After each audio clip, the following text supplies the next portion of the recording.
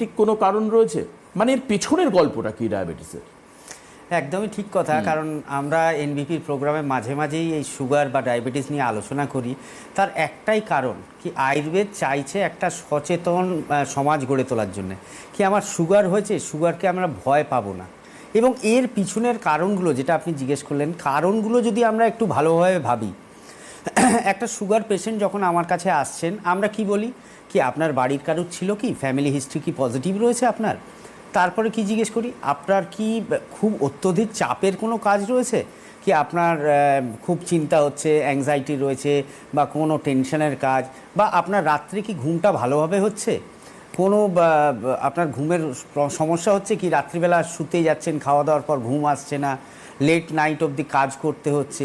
এই যে work load বা ওয়ার্ক প্রেশার, বা আমাদের যে লাইফস্টাইল, এই যে আমরা ফাস্টফুডে রূপান্তরিত হয়ে গেছি, মানে আমরা কিছু খেতে পেলাম না, আমি দুটো পুরি খেয়ে নিলাম বা একটা ডিম টোস্ট খেয়ে নিলাম, চটজলদি, কি আমাদের হাতে সময় নেই। তো এই যে লাইফস্টাইলের প্রবলেমটা আসছে, এই লাইফস্টাইলটাকে যদি আমরা মডিফিকেশান করতে পারি, তবে কিন্তু এই সুগার রোগটাকে আমরা নিয়ন্ত্রণ করতে পারবো। তার কি কারণ, আমরা তো বারবার আলোচনার মধ্যে আসি কি সুগার রোগটা কিন্তু প্যানক্রিয়াসের জন্য সৃষ্টি হচ্ছে, কিন্তু সেটা তো একটা হেরিডিটারি হতে পারে, বা সেটা কোনো আপনার প্যাথোলজিক্যাল কন্ডিশন হতে পারে। যদি কারো প্যানক্রিয়াটাইটিস থাকে, সেখান থেকে আমাদের প্যানক্রিয়াসের ইনসুলিন যেখান থেকে সিক্রিয়েট হয় আইলেটস অফ ল্যাঙ্গারেন্সের বিটা সেল থেকে, সেখানে যদি কোনো ডিফেক্ট থাকে, বা আপনার ক্যালসিফাইড প্যানক্রিয়াস হয়, তো এই কারণগুলোর জন্য কিন্তু সুগার আসছে। এটা স্বাভাবিক, কিন্তু আজকালকার দিনে দেখছি 10টার জায়গায় 20টা পেশেন্ট পাওয়া যাচ্ছে। একটা সার্টেন, আমি একটা ধরলাম 1 কিলোমিটার জায়গা, তো 1 কিলোমিটার জায়গার মধ্যে আজ থেকে 10 বছর আগে যদি আমি সুগার পেশেন্ট খুঁজতে যেতাম, সেটা যদি আমি 10টা পেতাম, তো এখন সেখানে যদি আমরা সুগার পেশেন্ট দেখতে পাই, তো সেখানে 30টা হয়ে গেছে, মানে 3 গুণ হয়ে যাচ্ছে, অনেক বেড়ে যাচ্ছে। তো আজকে 2026-এ যদি এই অবস্থা হয়, আমরা যদি লাইফস্টাইলটা ঠিকঠাক না করতে পারি মেনটেন, আর তার সাথে কিছু কথা আমাদের মাথায় রাখতে হবে, আমাদের সবার জীবনেই কাজ রয়েছে, সবার জীবনেই চিন্তা রয়েছে, A to Z, top to bottom, তার মধ্যেও আপনাকে কিন্তু একটু নিজের জন্য সময় দিতে হবে। আমি বারবার বলি, আমি যে কোনো রোগের ক্ষেত্রে বলি, আপনি রোগগ্রস্ত হয়ে গেছেন, আপনি যদি সেটাকে নিয়ে আরও ভাবেন, রোগ কিন্তু আপনাকে আরও জড়িয়ে ধরবে। কিন্তু আপনি চেষ্টা করবেন আপনার নিজের জন্য সময় বার করা, সেটা 1 ঘন্টা বই পড়লেন, যার বই পড়তে ভালো লাগে, কেউ গান শুনলেন, কেউ বন্ধুদের সাথে আড্ডা দিতে ভালোবাসেন, আড্ডা দিলেন, কেউ খেলা দেখতে ভালোবাসেন, খেলা দেখলেন, কেউ আবার একটু মেডিটেশন বা পুজো আচ্ছা পছন্দ করেন, সেটা করলেন।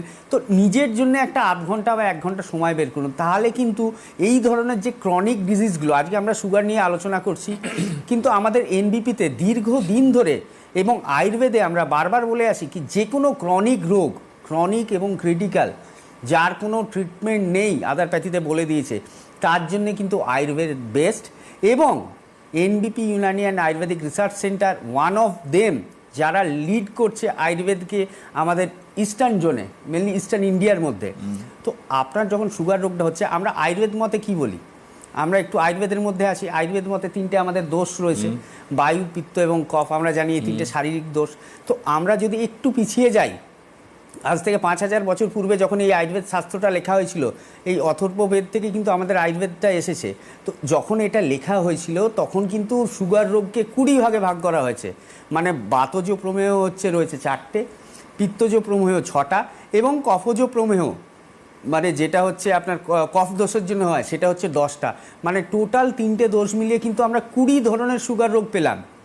আমরা তার সাথে যদি এখন মডার্নকে একটু কাছাকাছি আনতে পারি, তো আমরা একটু ভেবে দেখি, আমাদের যেমন ডায়াবেটিস মেলাইটাস আছে, যেটা নিয়ে আজকে আলোচনা করছি, এছাড়া কি আমরা ভাগ দেখতে পাবো, ডায়াবেটিস ইনসিপিটাস এক ধরনের আছে।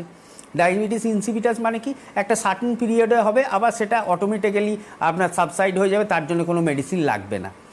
এছাড়া কি রয়েছে, ইনসুলিন ডিপেন্ডেন্ট ডায়াবেটিস মেলাইটাস, যেখানে আপনার মেডিসিন কোনো কাজ করছে না, প্যানক্রিয়াস আপনার স্টিমুলেট হচ্ছে না, এবং প্যানক্রিয়াসের আইলেটস অফ ল্যাঙ্গারেন্সের বিটা সেল থেকে ইনসুলিনটা সিক্রিয়েট হচ্ছে না, যেটা কিনা ব্লাডে মিশে আমাদের শর্করার পরিমাণটা রক্তের মধ্যে কমায়।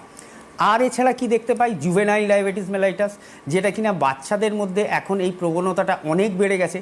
আগের সময় যদি আমি 100টা পেশেন্ট দেখতাম, আপনি যেটা বললেন নর্থ বেঙ্গল রয়েছে, এনবিপির সমস্ত চেম্বার রয়েছে, আমাদের কলকাতার মধ্যে চেম্বার রয়েছে, যেখানে আগে আমরা ঘুরতাম সেখানে খুব হাতে গোনা আমরা 10টা 15টা সব চেম্বার মিলে, এই যে আমাদের প্রত্যেকটা ডিস্ট্রিক্টে চেম্বার আছে বা ডিস্ট্রিক্টে 20 থেকে 30 জনের মতো জুভেনাইল ডায়াবেটিস পেশেন্ট পেতাম, যে বাচ্চা অবস্থাতেই যাদের সুগার রোগ আক্রান্ত হয়েছে। কিন্তু এখন সেটা 30 থেকে লাফিয়ে এক ধাপে 100-150 অবধি চলে গেছে। কি তারাও আমাদের কাছে আসার একটাই কারণ আয়ুর্বেদের হাত আপনি যদি ধরেন তাহলে কিন্তু এই সুগার রোগ থেকে টোটাল মুক্তি পাবেন, এবং এটা আপনাকে লাইফ টাইম ট্রিটমেন্ট করতে হবে না। এবং সুগার হলে যে সমস্যাগুলো আপনার আসে, চোখের সমস্যা, রেটিনোপ্যাথি, নিউরোপ্যাথি, নার্ভের সমস্যা, রেডিকুলোপ্যাথির মতো যে নার্ভের সমস্যা, হার্টের যে সমস্যা, নেফ্রোপ্যাথি যেটা কিডনির সমস্যা, তো এইগুলো থেকেও কিন্তু আপনি সাইড বাই বাঁচতে পারবেন। আমাদের অনেক পেশেন্ট জিজ্ঞেস করে কি ডাক্তার আমার সুগার রোগ হয়েছে, আমায় অন্য প্যাথিতে গেলে আমায় 2 বা 3টে মেডিসিন দেয়, যেটাকে অনেকের সুগার কন্ট্রোলে থাকে, আবার অনেকের সুগার কন্ট্রোলও হয় না। কিন্তু আপনাদের এখানে আমাকে 5টা বা 6টা ওষুধ খেতে হবে কেন? সুগারকে আমরা যেরকম গার্ড করছি তার সাইড বাই আমরা কি কিডনিটাকে ভালো রাখছি, চোখটাকে ভালো রাখছি এবং নার্ভটাকে ভালো রাখছি, যাতে তাকে জীবনের সামনের দিকে গিয়ে জটিল সমস্যায় না আক্রান্ত হতে হয়। আমি রিসেন্ট একটা কথা বলছি, গঙ্গারামপুরে একজন পেশেন্ট তার হাজব্যান্ডকে দেখালেন এবং তার দিদিকে দেখালেন। পেশেন্টটি আমায় জিজ্ঞেস করছে ডাক্তারবাবু আমি চোখে এখন আর দেখতে পাই না, আবঝা দেখি, মানে সামনে যদি কেউ চেয়ারে বসে থাকে আমি তাকে আর দেখতে পাই না। 1 বছর আগে আবঝা দেখতাম। আমি তাকে একটাই কথা জিজ্ঞেস করলাম আপনার কি সুগার রয়েছে? বলছে আমি দীর্ঘদিন সুগারের পেশেন্ট। তো সুগারটা কিন্তু তার চোখের আলোটা কেড়ে নিল।